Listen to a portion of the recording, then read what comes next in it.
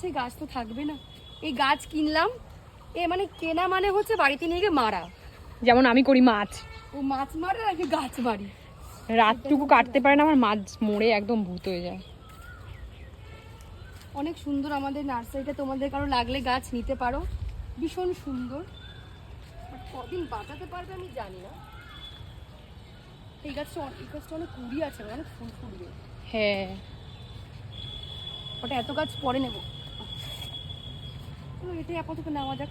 সুন্দর সুন্দর, যেটাতে এক গুচ্ছ কড়ি হয়েছে একদম।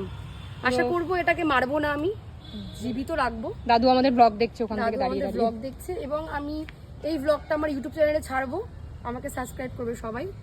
আর এই গাছটা কেমন লাগছে দেখো, এবার তোমাদের ফুল যখন হবে তখন আমি দেখাবো। এই গাছটা নিলাম ভাই, এবার এমনি করে ব্লগ বানাবো, কমেন্ট করে জানাবে সবাই। হ্যাঁ কেমন হয়েছে বলো আমার গাছটা। চলো এখন এখানেই